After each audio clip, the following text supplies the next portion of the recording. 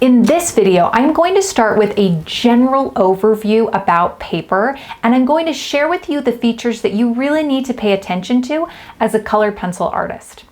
Next, I'm going to share with you the 3 different papers I used and a little bit about the process with each of these different projects.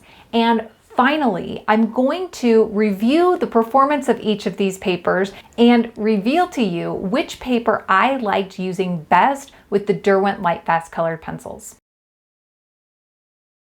When you are selecting a paper to use with colored pencils, it's important to know what exactly you want this paper to be able to do. For this particular assignment, I knew that I wanted my paper to be smooth as opposed to sanded, and I knew that I wanted this paper to allow me to build up layer upon layer of lustrous colors with the Lightfast colored pencils. If you are looking to select a paper that is going to do this for you too, you want to make sure you focus your search on cotton papers. The cotton fibers that make up cotton papers are stronger and softer, which means they are more durable than the wood pulp fibers or the cellulose fibers found in your standard printer paper and even some other fine art papers. This added strength is so important because you are going to be adding layer upon layer to build up that beautiful, rich, lustrous sheen, and a weaker paper is just not going to hold up as well under all of that stress and all of that labor. Cotton papers do come at a higher price point, but when you consider the amount of time that you're going to be spending on one particular colored pencil painting, the extra couple dollars are totally worth it. The texture of the paper that you use for your color pencil project is also very important. You want a paper that is going to be smooth enough that will allow you to blend evenly and render those teeny tiny details, but you also want a paper that has enough texture, or what artists call tooth, so that you can build up those layers of colored pencil and the later layers will stick onto the previous layers. And you need tooth to be able to do this. A piece of cold pressed watercolor paper, or that water paper with all of the divots and texture in it, would be an example of a piece of cotton paper that is just too textured for a colored pencil project. However, a piece of copy paper is so slick, and this is going to be a surface that is much too slippery for a highly detailed colored pencil painting. You are going to look for something in between. But in between those two extremes, there are several different appropriate options, and your preference might vary based on the kind of color pencils that you use and the kind of techniques that you use. If you haven't established a preference for the kind of tooth that you like to work with, I would suggest that you start with a moderate tooth. When you are selecting a piece of paper, I want you to take some time to rub clean fingers over the surface of your paper. A paper with a moderate tooth is going to appear completely smooth on the surface, but your fingers are going to catch little tiny fibers as they brush lightly across. Additionally, you'll want to make sure that your paper is 100% acid-free. You can figure this out about your paper by just looking at the packaging or by checking the paper online. Purchasing paper from a reputable fine art company is always advisable, and you're more likely to get that 100% cotton paper and that 100% acid-free by going through a fine art company rather than working with a company that sells craft or hobby supplies. Before we move on to the next section in this video, I would love it if you gave this video a thumbs up and if you told me what your favorite surface to work on with colored pencils is in the notes below. After taking some time to figure out what qualities would be important to me for these colored pencil projects, I looked through all the papers in my studio and I selected 3 that I already had on hand that I wanted to try specifically with the Lightfast colored pencils. Now, the scientist or experimenter in me wanted to make this a very controlled experiment. So I set up 3 botanical drawings that all had similar colors in them so that I would be performing similar techniques and similar actions with the pencils so that I could really see how these different papers reacted specifically to the Lightfast pencils. These 3 papers were all 100% cotton and acid-free and included a large sheet of the Arches hot press watercolor paper cut down to size, a 9 by 12 inch piece of white Stonehenge paper that came out of a book of papers, and finally a 9 by 12 inch piece of the Lightfast colored pencil paper by Derwent that was sent to me as a sample. The process that I used for all 3 of these projects were very similar, and each of them started with a very careful line drawing and an initial lay-in of color that was blended out with solvent. From there, I continued to layer my Lightfast pencils and blended with solvent until I was able to reach that desired waxy sheen. Okay, so now that you know what I did for my little experiment, I am going to show you how each of these papers performed. And to do this, I'm going to show you a little bit of my process for each of these 3 drawings. The first paper that I am going to review is the Arches hot press watercolor paper. And I love this paper for a couple reasons. One is that it comes in these gigantic sheets, so you have the option to work rather large or to cut your paper down to a very specific size. I also love that this paper allows me to build up layer after layer of colored pencil. It's quite toothy and very durable, so it is able to hold up under a lot of stress. I have a ton of hot press watercolor paper in my supply because this has been my go-to cotton paper for several years. I love how sturdy it is and how many layers of colored pencil I can build up on it. And this paper didn't disappoint as a surface for the Lightfast pencils. The initial layers of pencil laid down smoothly and blended great with solvent.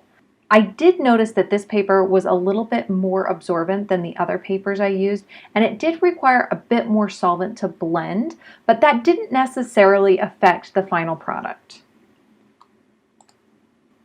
After blending out with solvent, I came in with another layer of colored pencils, adding more pressure and building up more opacity. Now, I usually do this phase of a drawing with a waxier colored pencil, like a luminance colored pencil or a Prismacolor, and I wasn't used to using a harder lead to burnish, so I did notice on this particular paper that I got little scratches and indentations when I was using these pencils with more pressure. As I adapted my technique and got more familiar with using these pencils for burnishing, I had less and less of this, but I do think that having some indentations and scratches is going to be more evident on a hot press watercolor paper because it's such a soft paper. I really loved how the hot press watercolor paper held up and how it interacted with the Lightfast colored pencils. And I'm definitely going to use this combination again for future projects. However, it wasn't actually my favorite. Next, I'm going to discuss with you my experience working with the Lightfast pencils on Stonehenge paper. For this particular project, I used a white piece of Stonehenge paper, but Stonehenge comes in a variety of different colors, which is a really awesome feature of this very versatile paper. This paper is great for graphite, great for colored pencils, and it's also a nice printmaking paper. And if I didn't have the other 2 papers to compare it to, I would have been very, very happy working with colored pencils on this surface. However, out of all 3 papers, this one was actually my least favorite paper to work on with the Lightfast colored pencils. One of the issues that I had working on this paper was I found it a little bit more difficult to get that burnished waxy sheen. So throughout my process, I would lay down some colored pencil and then blend with solvent, but the colored pencil just looked really grainy unless I put a ton of pressure behind it. So that was something that was a little bit more frustrating for me than the other papers. Although it was a little bit more work, I was able to eventually get that really nice burnished waxy sheen.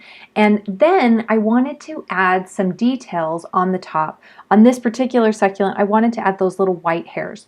Now I tried this originally with the Derwent Lightfast colored pencil, and it just wasn't working. And I thought, okay, maybe it's a pencil issue. But on one of the other pieces of paper, I was able to lay the white highlights down on top of burnished colored pencil.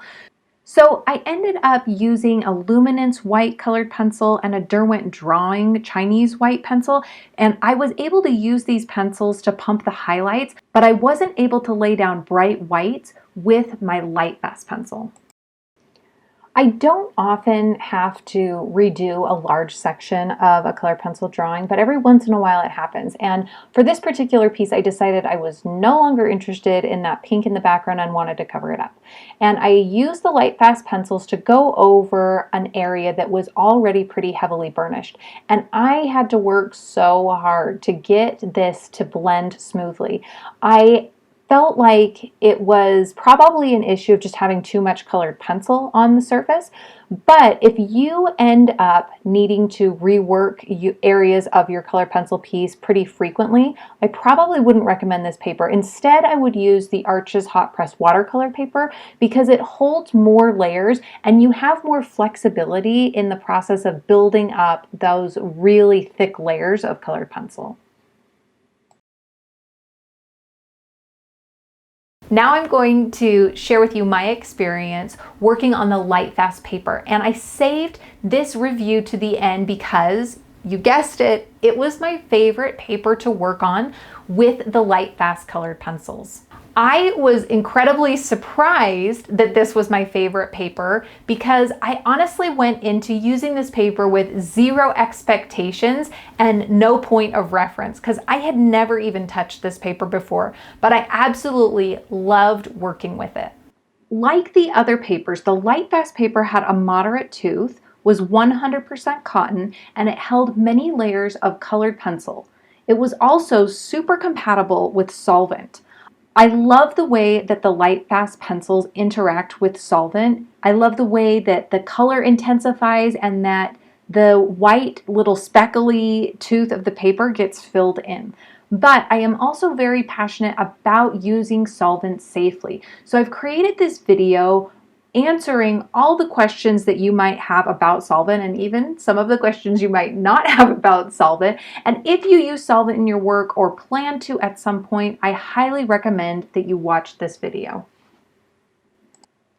The thing that I felt worked the very best with the Lightfast paper was the way I was able to apply my white Lightfast pencil on top of the colored pencil that I'd already laid down. Here, I am literally just going right over the top of burnished colored pencil, and those bright whites show up even after 2, 3, 4 layers of colored pencil.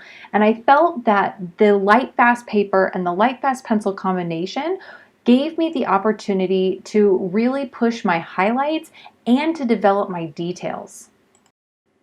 On the final layers of this passion flower, I was building up the undercolor and then I was laying down little tiny details on top of it. And sometimes with a really waxy colored pencil, it can be difficult to keep a really sharp, fine point. But these pencils sharpened to such a sharp point, and I felt like they were able to lay down the details so well. That was definitely my favorite thing about this paper. Currently, the Lightfast paper is only available sold in pads up to 12 by 16 inches and is only available in a natural white color. Now, I mentioned these two things because these are the only things that I even have issues with about this paper, and they might not even be deal breakers for you. But I want to explain to you why you might consider these as issues for your work. So if you like to create colored pencil paintings with a subject on a bright white background, then the natural white is going to appear a little bit less bright, a little less intense, and you're not going to get that same contrast and pop that you would get working on a bright white surface. The other issue that you might have is if you like working really large, the Derwent Lightfast paper is just not going to accommodate any projects over 12 by 16 inches at this time, because that's the largest pad that is available for purchase. And you will have to purchase your paper in a pad, since single sheets are not available at the time I'm making this video. But if having your paper bright white isn't a requirement for your projects, and if you don't plan to do a project larger than 12 by 16 inches, then I would definitely recommend that you try this paper. It was just a joy to work on.